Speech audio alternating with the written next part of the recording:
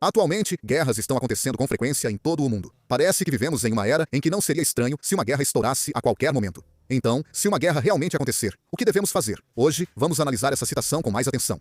Na verdade, há um ano, em um vídeo, apresentei sinais que podem indicar uma guerra antecipadamente. Por exemplo, falei que basta observar a retirada do pessoal da Embaixada dos Estados Unidos ou a evacuação de cidadãos de vários países estrangeiros. Esses fenômenos foram frequentes nas guerras e conflitos recentes no Oriente Médio e outros locais. Portanto, captar sinais de guerra com antecedência é o mais importante. Então, se uma guerra estourar, como devemos reagir? A primeira coisa a fazer é preparar uma mochila de sobrevivência. Na verdade, muitas pessoas provavelmente não vão preparar uma mochila de sobrevivência. Afinal, desastres não acontecem o tempo todo. E com a vida corrida, como é que alguém vai arrumar tempo para preparar uma mochila dessas? Mas a mochila de sobrevivência é algo que até o governo recomenda. Ela serve para garantir a sobrevivência por 72 horas. Basta preparar uma mochila com até cerca de 20 kg. O item essencial em uma mochila de sobrevivência é a água. Já a comida varia conforme a pessoa, mas é possível passar alguns dias sem ela. No caso da água, 3 dias sem beber podem levar à morte. Por isso, a mochila de sobrevivência deve ter água potável. A Pesquisa Nacional de Impacto na Saúde, realizada pelo governo da Coreia do Sul em 2005, revelou que homens adultos consumiam cerca de 1.013 ml de água potável no verão e 877 ml no inverno. Um adulto elimina cerca de 2,5 litros de água por dia pelo suor e urina. Então, em 2005, homens adultos consumiam em média 1,5 litro de água por meio dos alimentos. Portanto, para um adulto, a quantidade de água potável necessária para 3 dias é de cerca de 6 a 7,5 litros. Claro, a água é muito pesada. Carregar 7,5 litros é realmente pesado. Portanto, é uma escolha inteligente sempre manter uma quantidade suficiente de água armazenada em casa. Se isso não for possível, em caso de guerra, pode ser sensato encher antecipadamente lugares como a pia do banheiro ou a banheira com água. E, ao armazenar água, não é recomendável colocar tudo em garrafões grandes de 2 litros, mas sim dividir em pequenas garrafas de 500 ml. Os garrafões de 2 litros ocupam muito espaço, e na mochila o peso fica mal distribuído. Se um garrafão de 2 litros quebrar, você perde toda a água. Por isso, prefira várias garrafas pequenas de 500 ml. Agora, vamos falar dos alimentos que você deve levar. O ideal é garantir enlatados que contenham bastante líquido, como pêssego em calda ou milho enlatado com água. Se você tiver enlatados que já vêm com água, isso também resolve o problema da água potável, facilitando muito as coisas. Fora isso, o melhor é ter alimentos de emergência vendidos especialmente para situações de desastre. Caso não seja possível, o melhor é ter alimentos prontos, como refeições instantâneas, caldo de ossos ou comidas de preparo rápido. Se você preparar alimentos secos como biscoitos, carne seca, produtos esterilizados ou alimentos calóricos como barras de chocolate, geleia ou Nutella, conseguirá resistir por bastante tempo. O mais importante é comprar alimentos com prazo de validade longo. Se você comprar alimentos cujo prazo de validade está para vencer em poucos dias, isso será um grande problema, certo? Se você montar sua mochila de sobrevivência com alimentos de conservação prolongada, especialmente aqueles que podem ser armazenados e consumidos por mais de 10 anos, praticamente de forma semi-permanente, pelo menos não vai precisar se preocupar em morrer de fome. E muitas pessoas acham que, em caso de guerra, precisam levar miojo. Mas, em situações de guerra ou desastre, o miojo não é uma boa escolha. Claro, em tempos normais é prático e fácil de comer. Mas o miojo exige o uso de fogo. Quem serviu no exército sabe, acender fogo aumenta muito o risco de revelar sua posição. Por isso, existe o blackout. À noite, uma fogueira pode ser vista de longe, então é melhor evitar usá-la. Além disso, o miojo precisa de água para ser preparado. E o próprio miojo é cheio de sódio. Então, ao comer, você sente muita sede. Por isso, o miojo é um alimento que consome muita água. Então, levar miojo pode acabar sendo um prejuízo. Claro, o governo não é bobo. Então, se uma guerra estourar, provavelmente em poucos dias, eles vão adotar um sistema de racionamento. É bem provável que alimentos e água potável sejam distribuídos. Portanto, em vez de pensar em sobreviver por anos, é melhor preparar sua mochila de sobrevivência pensando em aguentar por alguns dias. Acima de tudo, é importante colocar um torniquete e itens de primeiros socorros na mochila de sobrevivência. Uma das principais causas de morte durante a guerra é a hemorragia excessiva. Só de levar um torniquete, suas chances de sobrevivência aumentam drasticamente. Você também precisa saber como usar o torniquete. O torniquete deve ser preparado em quantidade suficiente para você e para as pessoas com quem convive. Além disso, o torniquete pode ser reutilizado, o que é uma vantagem. Também é bom levar os medicamentos que você costuma usar. Além disso, é recomendável preparar itens que possam prevenir infecções, como gases, bandagens e fitas de fixação. Também é bom levar pomadas como Fucidin ou Madecasol.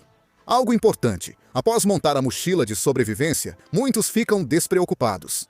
O maior perigo não é a falta de suprimentos, mas quando descobrem que você está preparado.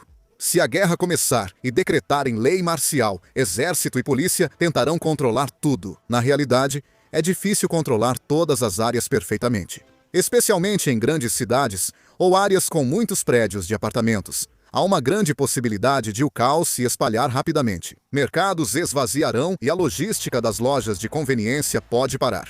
As pessoas ficarão mais sensíveis e presas a qualquer informação. Se descobrirem que há muita água naquela casa ou que aquela pessoa estocou mantimentos de emergência, o clima pode mudar na hora. Pessoas comuns podem agir de forma inesperada em situações extremas. Em zonas de conflito, casas com alimentos e remédios já foram alvo de ataques. Quando pessoas sentem fome e medo, perdem a razão. Por isso, esconder suprimentos é tão importante quanto prepará-los. Na internet, quem carrega mochilas de sobrevivência chamativas é chamado de cofre ambulante. Isso porque, ao surgirem boatos sobre seus recursos valiosos, todos passam a notar você. Especialmente postar fotos da sua mochila de sobrevivência nas redes sociais ou sair dizendo para os amigos que já está tudo preparado pode ser muito perigoso. Em tempos de guerra, uma palavra pode ser arriscada, pode revelar sua localização e fazer de você um alvo. Por isso, esses preparativos devem ser compartilhados apenas com pessoas de confiança. Na verdade, apenas a família com quem você vai agir junto, ou membros próximos devem saber disso. E também, em vez de guardar todos os itens em um só lugar, é muito mais seguro armazená-los de forma distribuída. Em situações de guerra, agir de maneira discreta pode aumentar muito mais suas chances de sobrevivência do que ter equipamentos chamativos. Uma das armas que mais tem evoluído assustadoramente nas guerras recentes são os drones. No passado, quando se falava em guerra, as pessoas pensavam em caças ou tanques. Atualmente, até um pequeno drone de alguns milhões de wons pode causar pânico. Na guerra da Ucrânia, imagens de drones caçando soldados nas trincheiras são divulgadas com frequência.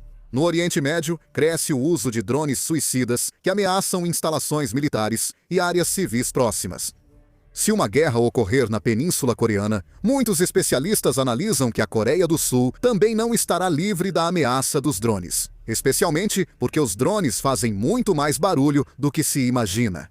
Mesmo de longe, é possível ouvir o som característico do motor zumbindo. Em situação de guerra, assim que ouvir esse som, é preciso ficar imediatamente em alerta. A atitude mais perigosa é sair procurando o drone do lado de fora, olhando ao redor. Ao tentar encontrar o drone olhando para o céu, você pode acabar se expondo ainda mais. Por isso, se ouvir o som de um drone, a primeira coisa a fazer é se abrigar imediatamente. Você deve entrar o mais rápido possível em um prédio, espaço subterrâneo ou estrutura de concreto. Especialmente em lugares como o meio da estrada ou áreas abertas, onde não há onde se esconder. Pode ser muito perigoso. E não é porque você entrou em um prédio que pode ficar tranquilo. Aqui o mais importante é a janela. Muitas pessoas, depois de se esconderem dentro de um prédio, se aproximam da janela para verificar a situação do lado de fora. Mas esse comportamento pode ser bastante perigoso. Mesmo que um drone suicida exploda fora do prédio, a onda de choque pode quebrar as janelas e lançar estilhaços de vidro em alta velocidade para dentro. Em acidentes reais de explosão, é muito comum que os estilhaços de vidro causem ferimentos fatais. Esse mesmo princípio se aplica não só a ataques de drones, mas também em situações de bombardeio.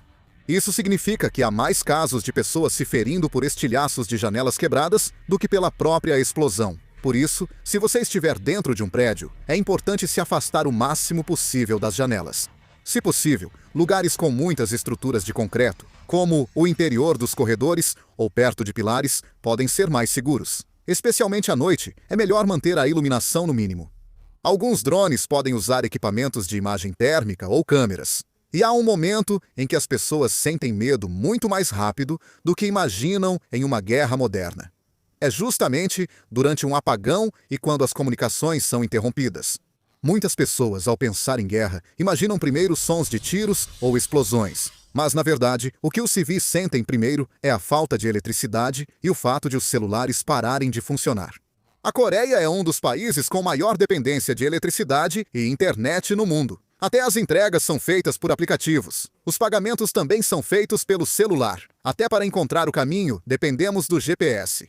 Mas, se uma guerra acontecer, esses sistemas podem ser paralisados em um instante. Especialmente infraestruturas como usinas de energia, subestações e torres de celular têm grande chance de serem alvos de ataque logo no início da guerra. Na verdade, nas guerras modernas, há muitas tentativas de paralisar primeiro as redes de energia e comunicação do inimigo. No momento em que a eletricidade é cortada, a geladeira para de funcionar. A internet também fica instável. Quando anoitece, toda a cidade pode se transformar em escuridão. E nesse momento, a ansiedade das pessoas aumenta muito mais do que se imagina. O problema ainda maior é o celular. Muitas pessoas acham que, tendo apenas o celular, vão conseguir se virar de alguma forma. Se a energia das torres de celular for cortada, ou se a rede de comunicação ficar sobrecarregada, tanto o telefone quanto a internet podem parar de funcionar ao mesmo tempo. Em situações reais de desastre, já houve vários casos em que a comunicação de certas regiões ficou completamente paralisada. Em situações de guerra, essa escala pode ser muito maior. O Kakao Talk também pode não funcionar. As mensagens podem chegar atrasadas. Pode acontecer de você nem conseguir entrar em contato com sua família. Por isso, é importante preparar e deixar prontos carregadores portáteis com antecedência. Mas o importante aqui é que até mesmo os carregadores portáteis eventualmente vão descarregar. Se você continuar usando o celular normalmente, assistindo YouTube, jogando e usando o tempo todo, a bateria vai acabar muito mais rápido do que você imagina. Por isso, em situações de guerra, é importante manter o celular no modo de economia de energia o máximo possível. Diminua o brilho da tela e feche todos os aplicativos desnecessários. Além disso, como é bem provável que a internet não funcione, é importante combinar previamente um ponto de encontro. E, em situações como essa, um equipamento essencial é o rádio de manivela. Ao girar a manivela, ele gera eletricidade, permitindo ouvir informações mesmo sem energia. Em guerras, informação pode ser vital para a sobrevivência. Você precisa saber quais áreas são perigosas, onde estão os abrigos e se há novos ataques. Com essas informações, ainda conseguirá resistir por um tempo. O principal é querer sobreviver. Só assim você aguenta. Nunca perca a esperança.